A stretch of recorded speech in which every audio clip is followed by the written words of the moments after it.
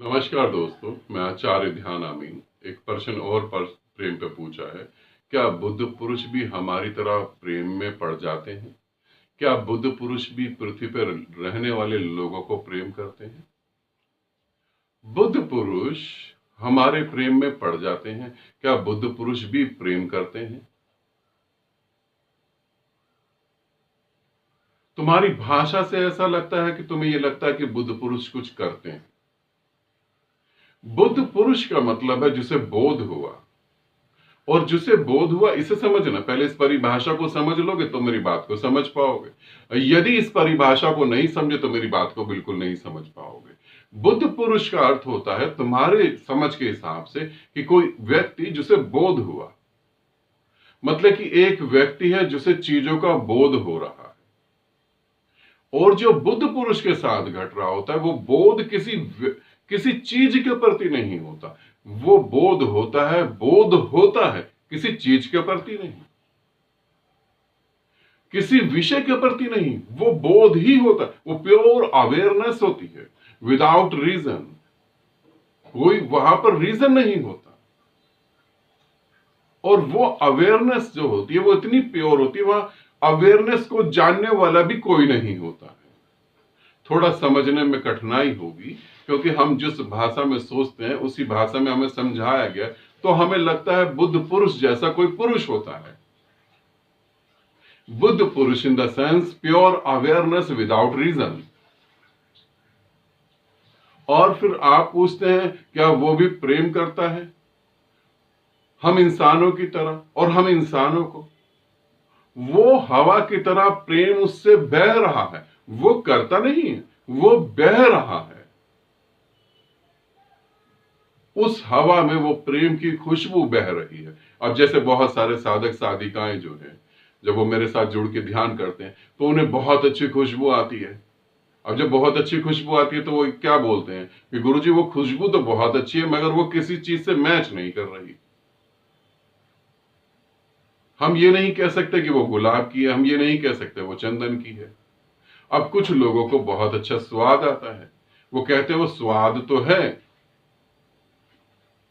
मगर किसी से मिलता जुलता भी नहीं है। तो इसी तरीके से बुद्ध पुरुष जो है, जिसे तुम बुद्ध पुरुष कह रहे हो, क्योंकि जब हम बुद्ध पुरुष बोलते हैं तो हमें लगता है कि कोई ऐसा है जो हमें प्रेम कर रहा है। उससे प्रेम बह रहा होता है, पूर्णता बह रहा होता है। उससे भी मैं इसीलिए बोल रहा हूं, उससे शब्द को भी इसीलिए इस्तेमाल कर रहा हूं कि तुम्हें मैं समझाऊं कैसे। फिर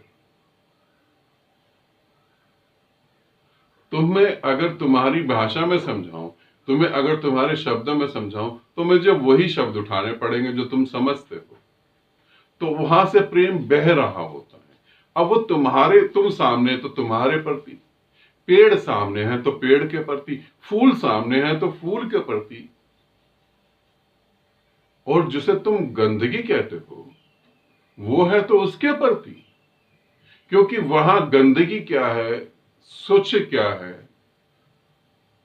वहां ये निर्णय करने वाला तो कोई नहीं है, इसलिए वो बह रहा होता है। किसी ने पूछा कि तुम क्या किसी शराबी से भी प्रेम कर सकते हो? अब अगर शराबी सामने है तो उसके प्रति भी बह रहा है। ऐसे किसी ने पूछा कि आप किसी वेश्या को भी प्रेम कर सकते हो? आप किसी, मतलब कि जो बीमारियों से घिरा हुआ, जिसका शरीर बिल्कुल खराब हो गया, क्या आप उससे भी प्रेम कर सकते हो? जो सामने है वो बह रहा है, उसके सामने तुम खड़े हो गए तो तुम्हारा हो गया। और कुछ है भी नहीं ना। उस हवाओं में सिर्फ उस अनंत की सुगंध के अलावा कुछ भी नहीं है। उस हवाओं में जो है वो बह रहा है बस। तो ऐसा नहीं समझें कि बुद्ध पुरुष हमारे जैसा प्रेम करते हैं, कि बुद्ध पुरुष इस पृथ्वी पर रहने वालों को प्रेम करते हैं। उसके पास ऑप्शन में कुछ भी नहीं है, प्रेम ही है तो प्रेम ही बह रहा होता है। थोड़ा कठिन है, मेरी बातों को समझें।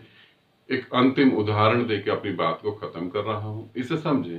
राजा ने जो है, जब लैला मजनू थे, राजा ने मजनू को पकड़ लिया और बोला लैला को तो भूल जा, लैला को तो छोड़ दे। लैला सांवले कलर की थी और उन्होंने बोला कि ये गोरी गोरी स्त्रियां हैं, कम उम्र की भी स्त्रियां हैं, इनमें से तू जो पसंद करना चाहिए, सबको पसंद करना चाहे, सबको ले। लैला को तू भूल जा। लैला में क्या रखा हुआ है? कोई नैन नक्श भी नहीं, कोई सुंदरता भी नहीं, कोई ऐसा कलर भी नहीं है उसकी स्किन का जो तू उससे पागल हुआ पड़ा है। मजनू ने मुस्कुराते हुए कहा कि लैला को देखने के लिए मजनू की आंख होना जरूरी है। यदि मजनू की आंख नहीं होगी तो आप लैला को देख नहीं सकते। मैं तुम्हें यही बात समझाना चाह रहा हूं। मेरी बातों को समझने के लिए तुम्हें वहां तक आना पड़ेगा जहां मैं इस समय हूं। यदि तुम वहां निराकार में एक नहीं होते तो तुम मेरी बातें कभी नहीं समझ पाओगे, चाहे इस वीडियो को, चाहे सभी वीडियो को कितना भी देख। इसीलिए मैं तुम्हें हर जगह बता रहा हूं कि विधि करो, विधि करो, क्योंकि जो जानता है वही बता सकता है। और मैं जानता हूं कि विधि करने के कारण और गुरु के आशीर्वाद के कारण मैं यहां पहुंचा। एक बार तो गुरु का आशीर्वाद ना मिले तो अनंत जन्मों तक विधि करो तो भी कुछ नहीं मिलता। गुरु कृपा से ही होता है। मेरे करे कुछ नहीं होता, उसके करे सब कुछ होता है। तो ऐसी स्थिति में आओ, तभी तुम ये सब समझ पाओगे, वरना इसके गलत अर्थ तो तुम जरूर निकाल लोगे। ठीक है, आनंदित रहो, सदा खुश रहो। बहुत बहुत प्रेम आप सभी।